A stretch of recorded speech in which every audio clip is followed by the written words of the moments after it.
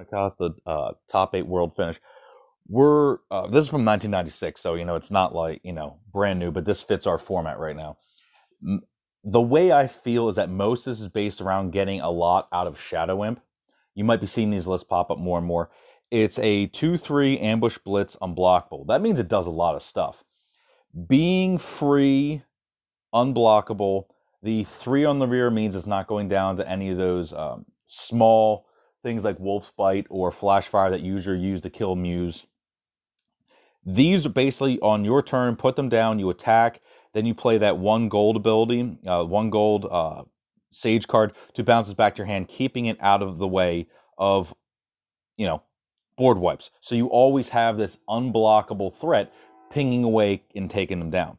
Now, this version is a Sage Evil deck.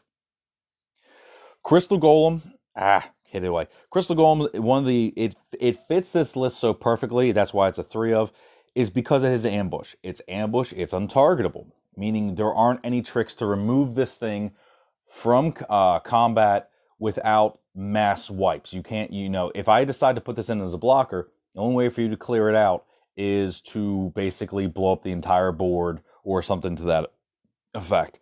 The ability to stack for 2 cards, don't underestimate. Staying in gas is pretty big. 7/4 is nothing to, snuff at either. Erase, one of the best cards in the game. I keep talking about over and over and over again. Getting 2 cards, taking their 1 gold play off the board. Obviously, if you can do this post their 1 gold play, pretty good. Playing this, bring back your Shadow Imp on your turn still. I don't feel that that's inefficient because you're keeping your threats safe. You're taking one of theirs off the board, especially if it doesn't have ambush or blitz. If it's a slow one, like let's say Kong should not be able to shoot a Shadow Imp. I know it's not its main priority, but I'm putting it out there. Ice Drake, 3 count. This is a very Sage heavy deck. Will show. So you see, it's over half of the deck is Sage. It also is ambush. So even without the loyalty ability, you can still save your Shadow Imps. A 6/8 flyer is going to be able to block many incoming, like, oh, I attack with my Guilt Demon. You're like, all right, I'm going to put it down and block. Winged Death, you might see in some of the later games, they come in. You can just come down and block it. Memory Spirit, only a 2 of because there aren't as many events that you really need to replay over and over again.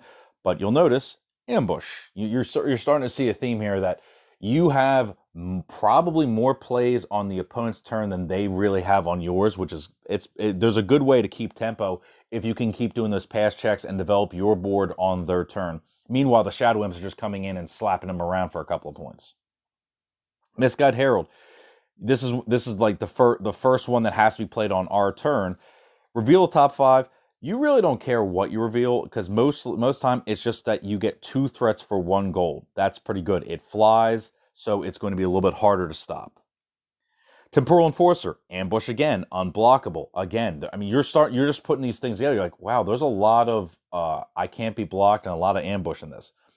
Loyalty 2, so most often you're triggering it. You get to pinpoint, send something back to their hand, and then whenever you play another 1 gold Sage spell, bouncing these 0-cost champions back to their owner's hand. Most likely tokens, but also some of these things, I'm going to say like Ankylosaur, Worm Hatchling. Obviously, those are ones that you're like, I'm not too concerned about them. But putting back non-ambush zeros is pretty important. If their hands stay down to 1 card and you send that, oh, come on. Oh my God, what they're doing is killing me here. Let's go fast. Let's go wild. Where are you? Here, Spore Beast. If they can't trigger the blitz of this, sending the Spore Beast back to their hand can be advantageous because you take that ability off the table. Where we're Temporal Enforcer.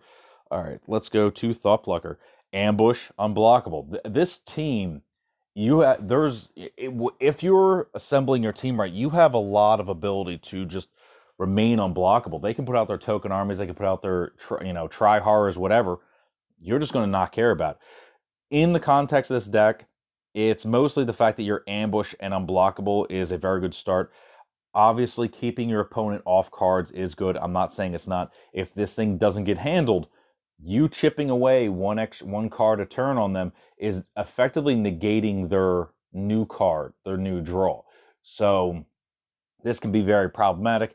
And with most of your team so far being seen having ambush, you just wait for them to spend their gold in their turn, you develop your board. Time Walker, 3 count, because this is one of your main board wipes, and with the fact that you have that has blitz, doesn't mind being replayed, that has ambush and blitz, you putting your team back to your hand isn't a problem. When you see some of the evil cards, you'll see that this dovetails nicely. Amnesia, only a 1 count, because there's only like 1 Army of the Apocalypse in this, so you're not as worried about that. Force Mage Apprentice, 3 of. Same thing with the Shadow Imp. You're basically adding 2 damage to your 1 gold Sage plays. And example, if they hit you with a Juggernaut, comes back to your turn, deal 2 damage with this, play your 1 gold, untap, deal another 2 damage, kill off that Juggernaut. You still took, had to still deal with 9 points of damage coming in, but, it is an answer. Muse, it fits the plan. It has ambush, it flies, it gets extra cards. We already did Shadow Imp. Vanishing, it's a single. I believe, this was in the official list. Just so you can like bounce your Temporal Enforcer if you need to get a reuse out of it, or or something like that, like Angel of Death, stuff like that. So let's go up to the evil.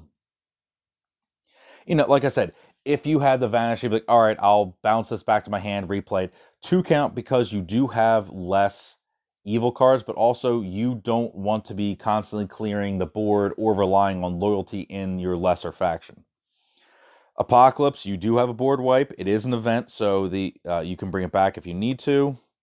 Single Army of the Apocalypse, single Amnesia. So it's a very light combo. If you get it, you get it. If you don't, I mean, how many times do you see some of these Army of the Apocalypse decks that are built around it, throwing these things away early because the stage of the game is not where they want to be? So I don't mind it as part of a feather-like combo. Drain Essence, 3 of. You are racing. So you're racing, getting points back, removing threats that normally you can't handle or you don't want to see repeatedly put back into play. Opposing Ice Drakes is, usually a problem. Other unblockables. Final task, 3 count. Because of the discard from Thought Plucker, because of the board kill, you can kind of see from Zombie Apocalypse, killing all that stuff. Because of all that, this can probably snatch their stuff and bring it in. The fact that it gives blitz means, let's say you grab their High King. You're going to get used to have their High King. If you bring back your Thought Plucker on your turn, you're getting 1 card from it coming in and probably another card from it attacking. This card has a really nice home here. Is this the best home? No, but it's a pretty good fit. Like it's snuggly. Medusa, 3 count. Over Angel, it's because you have ambush. And, just being a 6/8 on the ground is fine. You're going to survive many more of these board wipes, Spike Trap and whatnot. I know that doesn't seem like a great answer, but for this deck, it's more about playing stuff on their turn. So when it comes to your turn, you have to play your slow champions. Slow being has to be played on your turn. When you have to play your slow cards, you're not saddled down with so many options where you're like, oh, I can only develop the board, 1 pace on my turn. So this, in this specific case, I think is better than Angel of Death. Necromancer Lord, you usually don't want this to come down without blitz. I'm going to put that out there. Can you? Yes. But you want to get that use right away. The big ones are obviously bringing back some of your blitzers, bringing back, say, Thought Plucker, getting another use, or bringing back the guys that they've discarded. This thing really is a must kill. If it stays on the board for probably two activations, you're in a lot of trouble. Well, your opponent is. You yourself are not. Single Zombie Apocalypse. It's a board wipe. You're running actually a rather champion-heavy deck, so you're going to get just as many 2/2s out of it. And the fact that if you go Zombie Apocalypse on their turn, follow it on your turn with, say, a Time Walker, you're not that concerned. But also, you're making 0-cost champions. Temporal Enforcer can start dealing with those as well. You're just downgrading their army. You have so many unblockables that a bunch of 2/2s, not a big deal. Corpse Taker, 3 count. You want to stay in business. You want to keep those. Most of the time, this is going to be getting back a 1 gold ambush sage, champion, obviously can get back, Time Walker and has an entertaining combo with that. but you want to stay in plays, these 1 gold plays, to keep your Shadow Imps in business. Dark Knight.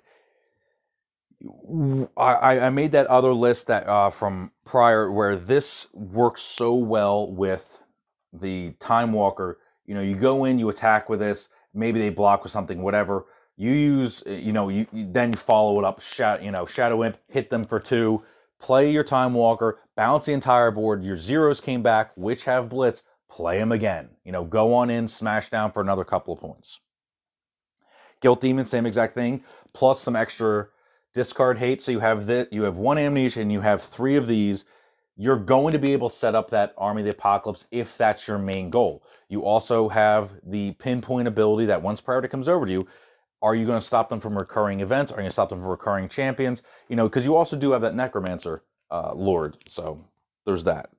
And that brings us back to Crystal Golem. So I want to make this one quickly, just so you get an idea of when you see the gameplay. This is a really fun deck. I'm going to put this, say, at the intermediate level, because there are a lot of inner workings. Getting your timing right, like you do not want to be playing your Shadow Imp after your 1 gold unless you're going for the kill. That Shadow Imp should rest in your hand, unless, if you're not going for the kill, that Shadow Imp gets played before your 1 gold. You swing in, because you want to draw that 1 gold out of their hand. You want them to play, say, Drain Essence on a Shadow Imp. You want them to try and kill your Shadow Imp, because it's going to make them play their gold first, which means you can then play your gold and get better plays out of the whole game.